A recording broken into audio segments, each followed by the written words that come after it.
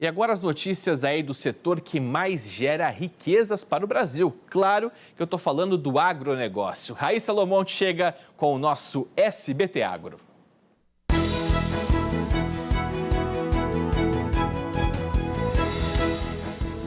Bom dia, Marcelo, e bom dia a todos que nos acompanham. Sejam muito bem-vindos ao SBT Agro. Vamos saber as notícias desse setor que move a economia do país. E começamos indo ao Paraná saber como está a produção de café. A colheita desse ano está a todo vapor e os números são animadores em relação ao ano passado.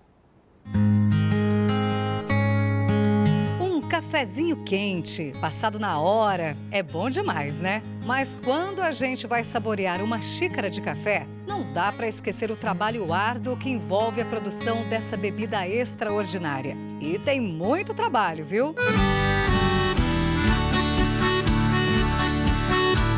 Fomos até Mandaguari, região norte central do estado. Na propriedade da família Lopes, o trabalho não para.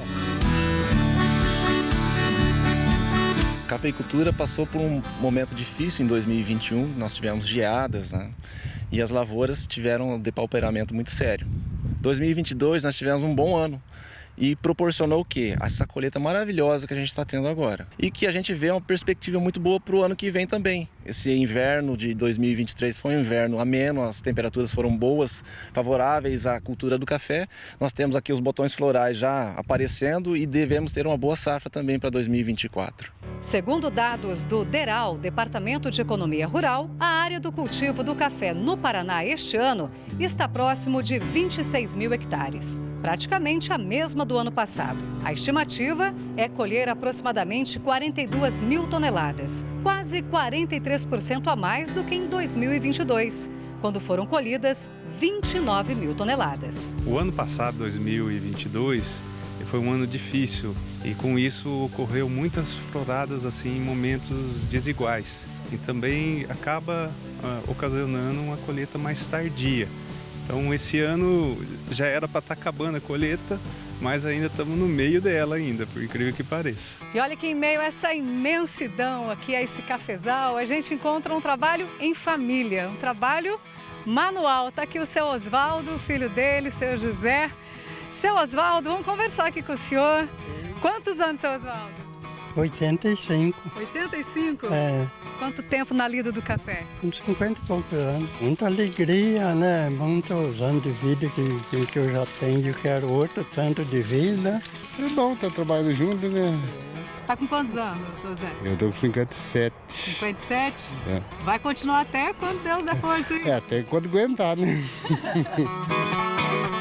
O passado se mistura com o presente e cria um futuro de sabor e aroma através desse ouro verde. O cafeicultor, ele tem um ingrediente especial com a sua lavoura, chamado amor. Ele nunca vai perder essa essência. E nós, na nossa família, que é uma família essencialmente cafeicultora, vai carregar isso até os últimos dias.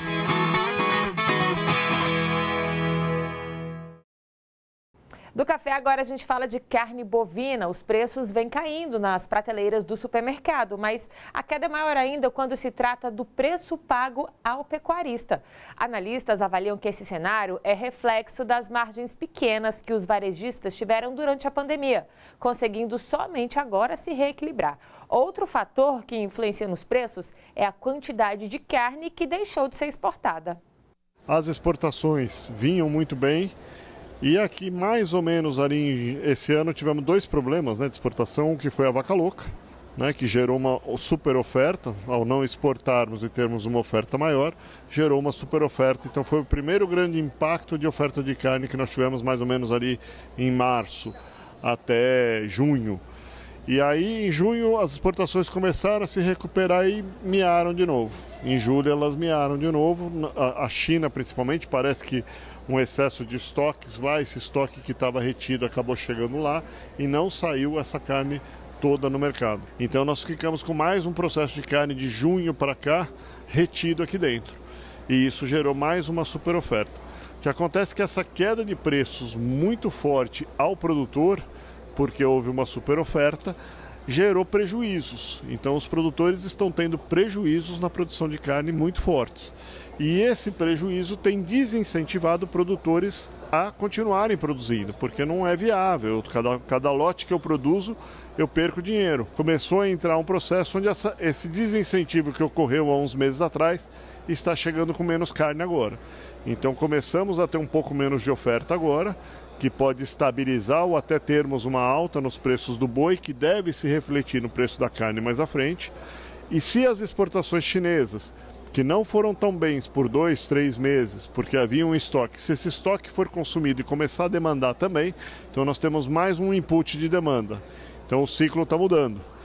Saímos de um ciclo de super oferta com baixa exportação, para começarmos a ter menos oferta com exportação crescente. Isso é maior demanda, com menor oferta, deve gerar um impacto de melhora de preços, e essa melhora de preços deve vir a se refletir nas gôndolas dos supermercados daqui a um tempo, conforme o mercado vai subindo. Estamos falando aí em um período relativamente curto.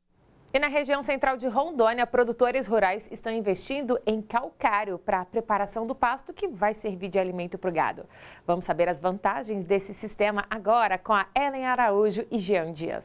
É nesta época do ano, aproveitando a estiagem, período em que compreende os meses de junho a setembro na região amazônica, que os produtores rurais aproveitam para preparar a área de pastagem, corrigindo a acidez do solo, utilizando o calcário e se aproveitando também de outros nutrientes, como cálcio e magnésio, para o desenvolvimento do capim, principal alimento do rebanho. Este preparativo já acontece no sítio do produtor Luiz Ailton da Rocha. Ele vai utilizar 23 toneladas de calcário. O produto já está na fazenda, aguardando o início dos trabalhos para ser jogado na pastagem. Melhorando a terra, né? E a gente faz depois a correção com adubo, né? Para poder tá dando um rendimento melhor da pastagem, né? Dando uma recuperação mais rápida, né? Reflete na produção de leite, reflete no aumento de capacidade do rebanho, né? Que pode botar onde é que você coloca 5 cabeças por hectare, de repente você vai colocar 6, 7, né? Isso depende, cada área tem uma terra diferente, uma terra mais melhorada, então acaba indo mais, melhora muito, né? O mesmo acontece no sítio do produtor Joaquim Moretti. Ele vai utilizar o calcário para reativar esta área antiga de pastagem e prepará-la para receber novamente o rebanho, uma vez que a seca está castigando o gado dele. A ideia é utilizar o produto nas plantações de cana e capiaçu, utilizados na época de seca para alimentar o gado. Tem o capiaçu, como tem a cana. Então ela vai me servir para essa área e o restante que sobrar eu vou levar para o capiaçu e para a cana, que nessa época é importante, tanto a cana como o capiaçu. Os produtores rurais não estão sozinhos. Para calcarear a área, eles recebem todo o auxílio da equipe da Emater, formada por profissionais que auxiliam o homem do campo a conquistarem bons resultados na propriedade. Esse trabalho, né, é um trabalho que já tem algum tempo que está sendo realizado. E em específico esses produtores, né, são 14 aqui atendidos pelo escritório de Paraná, né, estão recebendo esse calcário para preparar, né, as áreas para o próximo ano, né, e ter um retorno melhor do capim e evitar as perdas, né, de produção principalmente, né, nesse período de estiagem. E agora um alerta, a cigarrinha do milho é a praga que causa os chamados enfezamentos, doenças no milho com alto poder de destruição das lavouras. O engenheiro agrônomo José Ricardo Herbst ressalta os cuidados necessários nessa situação. Olá Raíssa e pessoal do SBT Agro. Hoje a gente veio fazer um alerta no qual estamos muito preocupados com a presença das cigarrinhas na região do Planalto Norte Catarinense e no sul do Paraná. A gente teve muita planta guaxa esse ano, pois não houve ocorrência de geadas, no qual matam as plantas guaxas de milho. Então essas plantas guaxas perduraram na região. Com isso, a cigarrinha continuou a sua multiplicação e não encerramos o ciclo.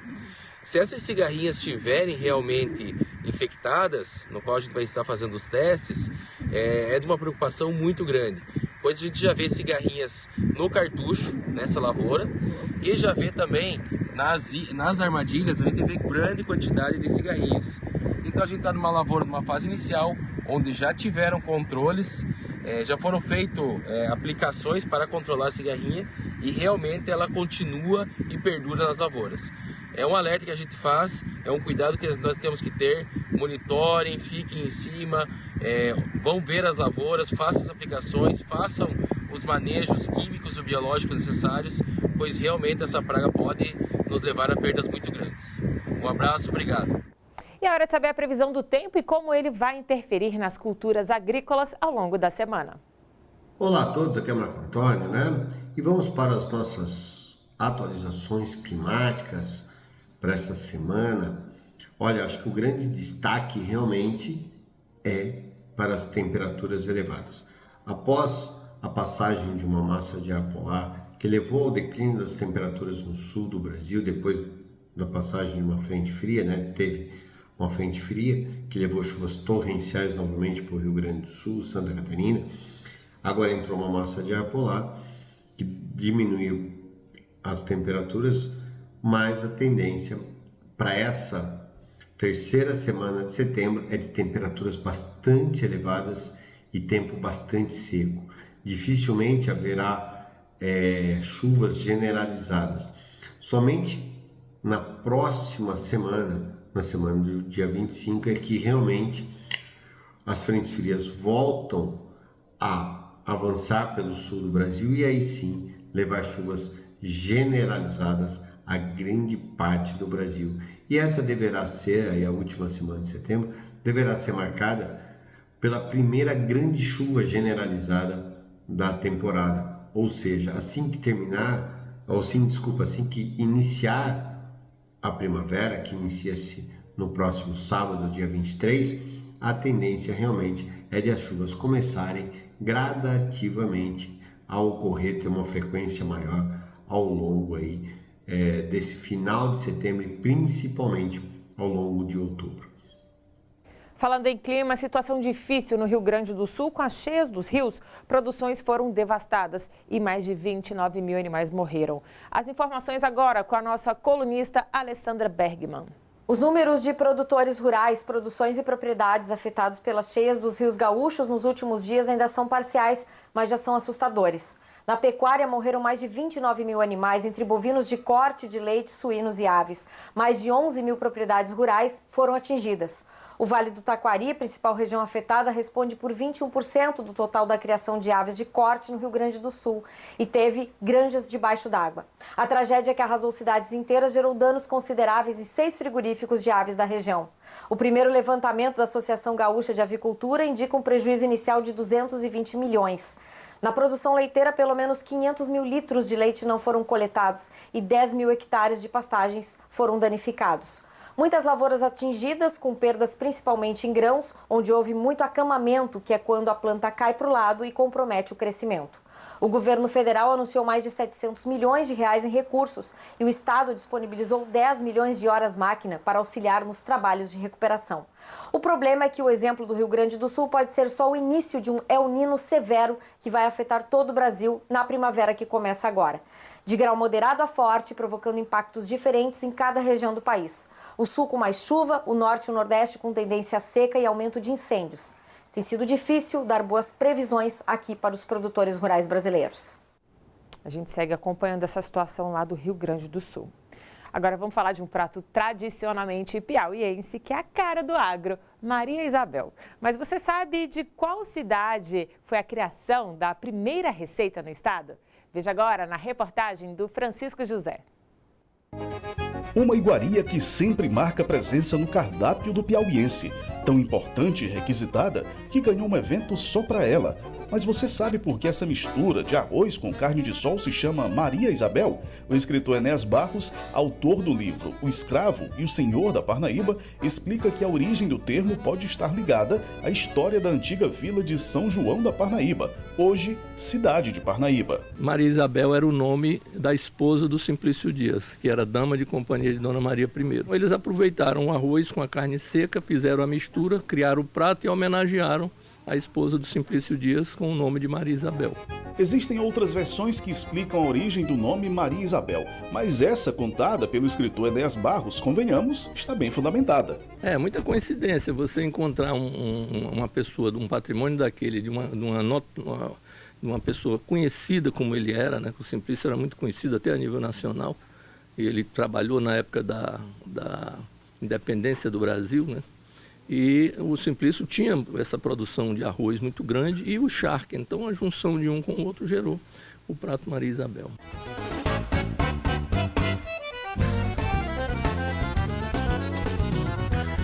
Em casa ou no restaurante, a Maria Isabel é tão saborosa que comer e não repetir é quase impossível. E para você saborear sem culpa, nós consultamos a Priscila, que é nutricionista e especialista em reeducação alimentar, e explica como ficar de bem com a balança sem tirar do cardápio a principal referência da culinária piauiense. Você tem que se preocupar nos acompanhamentos, no que você vai adicionar, mas ela é um prato super completo, de proteína e carboidrato, e super de boa.